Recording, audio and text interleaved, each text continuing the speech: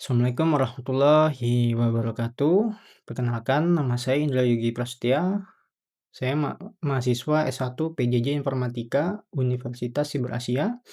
Pada video kali ini, saya akan mempresentasikan hasil pengajian UAS pada mata kuliah Cloud Computing. Baik, yang pertama ada Software as a Service. Apa itu Software as Service? Software as a Service atau bisa kita kenal SaaS adalah model layanan perangkat lunak yang diakses melalui internet tanpa perlu instalasi di komputer pengguna. Semua pengelolaan seperti update, keamanan, dan maintenance dilakukan oleh penyedia layanan. Pengguna biasanya membayar dengan sistem berlangganan.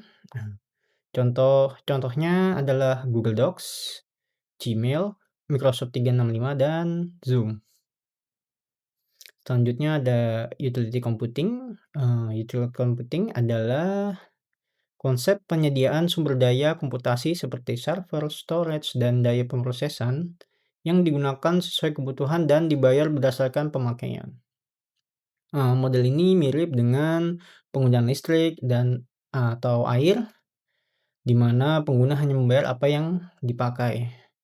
Contohnya adalah Amazon Web Service atau AWS, kemudian ada Google Cloud, dan juga Microsoft Azure.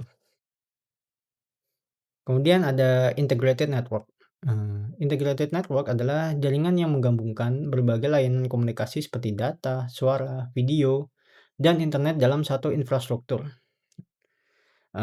Dengan jaringan terintegrasi, pengelolaan sistem menjadi lebih efisien, biaya operasional lebih rendah, dan komunikasi dapat berjalan lebih cepat dan stabil. Contoh penerapannya yaitu pada jaringan perusahaan, smart office, dan smart campus. Kemudian ada hybrid cloud computing. Hybrid cloud computing adalah model cloud computing yang menggabungkan private cloud dan public cloud dalam satu arsitektur jaringan yang saling terhubung. Private cloud digunakan untuk data dan aplikasi sensitif, sedangkan public cloud digunakan untuk kebutuhan yang bersifat fleksibel dan membutuhkan skalabilitas tinggi. Koneksi antar keduanya dapat dilakukan melalui VPN atau dedicated connection yang aman, sehingga data dan layanan dapat saling berkomunikasi secara terintegrasi. Model ini memberikan keseimbangan antara keamanan, fleksibilitas, dan efisiensi biaya.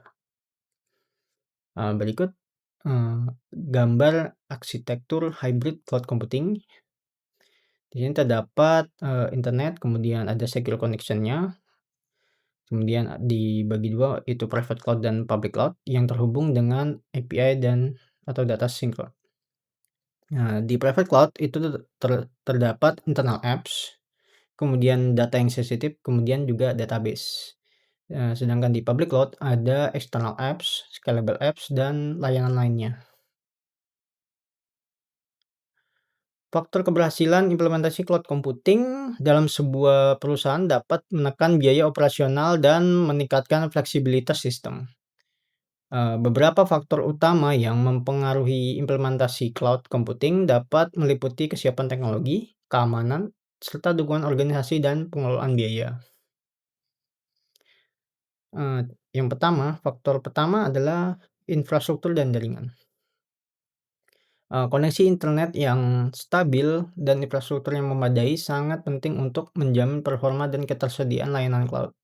Yang kedua, untuk keamanan dan privasi data. Perlindungan data melalui sistem keamanan, enkripsi, dan kepatuhan regulasi menentukan tingkat kepercayaan perusahaan terhadap cloud. Yang ketiga, kesiapan SDM dan manajemen. SDM yang kompeten serta dukungan manajemen yang memudahkan proses migrasi, pengelolaan, dan pengembangan sistem cloud. Kemudian yang keempat ada biaya dan model layanan. Pemilihan model layanan cloud yang tepat dapat menekan biaya sekaligus meningkatkan efisiensi operasional perusahaan. Keuntungan virtualisasi dan cloud computing. Yang pertama ada efisiensi biaya, yaitu mengurangi biaya pembelian hardware, listrik, dan perawatan karena sumber daya digunakan bersama.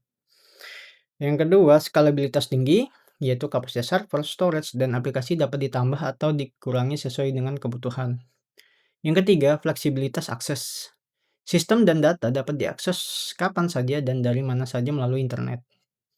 Kemudian yang keempat, ada pemanfaatan resource lebih optimal, yaitu virtualisasi memungkinkan satu server fisik untuk menjalankan banyak mesin virtual secara efisien. Yang kelima, deployment cepat. Nah, penyediaan server atau aplikasi dapat dilakukan dalam hitungan menit, kemudian maintenance lebih mudah, update dan pengelolaan sistem dapat dilakukan secara terpusat. Yang ketujuh, high availability dan reliability. Cloud menyediakan fitur backup, failover, dan redundancy untuk meminimalkan downtime. Kemudian yang 8 ada mendukung inovasi bisnis. Perusahaan dapat fokus pada pengembangan bisnis tanpa terbebani pengelolaan infrastruktur IT.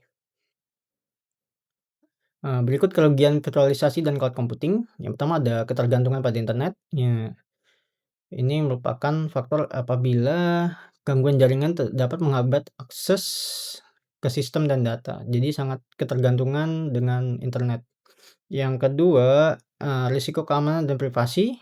Ancaman kebocoran data dan serangan cyber tetap ada jika keamanannya tidak dikelola dengan baik. Yang ketiga, ada ketergantungan pada provider. Perusahaan bergantung pada layanan penyedia cloud atau vendor lock-in. Baik, sekian presentasi hasil UAS Cloud Computing saya. Kurang lebihnya mohon maaf. Assalamualaikum warahmatullahi wabarakatuh.